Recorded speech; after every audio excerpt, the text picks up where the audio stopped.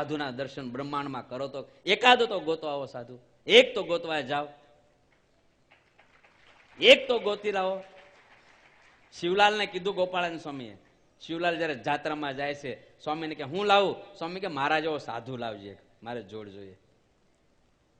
આખી જાત્રામાં રખડીને આવ્યો. સ્વામી કે લાવ્યો?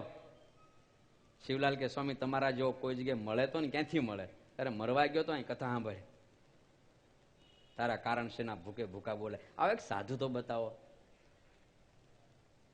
હું ગર્વ નથી કરતો, પણ મને મારા ઈષ્ટદેવનું, મારા સંપ્રદાયનું, મારા સાધુનું મને સ્વાભિમાન છે અને વાસ્તવિક છે. ગોત્યાઓ જાઓ. સ્વામીએ વાતોમાં કીધું એનો એકલમણ કાઢી મેલો લેશે ને એ જગતના પ્રભુ કરતા હારો હશે, જગતમાં ભગવાન થઈને પૂજાતો હશે ને એના કરતા હારો હશે. અમે કાશી ભણતા હતા, કર્ણઘંટા વિદ્યાલયની અંદર એના મહામંડલેશ્વર શિવનો અવતાર કહેવાય, ભગવાનની જેમ પૂજાય. કમળની પાંખડી જેવાના એના તળિયા તમે જો પગના તો ચાંદીની ચાખડીઓ પહેરીને ફરે. અમારા કેપી શાસ્ત્રી બહુ હોંશીલા હતા, મારી ભણતા હતા તે કડોદરાવાળા. મને ગાલો આપણે એના દર્શન કરવા જઈએ. અમે દર્શન કરવા જયારે ગયા અને ત્યારે 16 વર્ષની 8-10 છોકરીઓ એના પગ દાબે, પગ દાબે,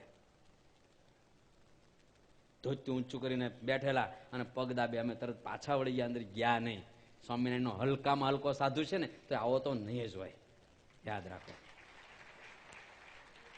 આવો તો નહીં હોય.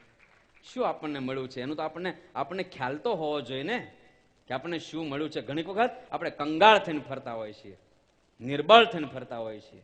આપણને શું મળ્યું છે એનું આપણને ભાન હોવું જોઈએ. જ્યારે જગતના આચાર્યો વાસ્તવિક છે, એટલે હું કહીશ જગતના આચાર્યો કાન થઈ ગોપીઓ રમે છે, જ્યારે આજે અમારો સ્વામિનારાયણનો આચાર્ય પરસ્ત્રીનો સ્પર્શ નહીં કરે, એને મંત્ર નહીં આપે, એની વાત નહીં કરે, એ આચાર્ય આપણે ત્યાં છે, આ સાધુ આપણે ત્યાં છે. દારૂ માટે ચોરી અવેરી 5 વર્તમાન પાળે એવા અમરીશ જેવા હરિભક્તો આપણી સભામાં બેઠા, આપણે ત્યાં સ્વામિનારાયણ ને ત્યાં છે.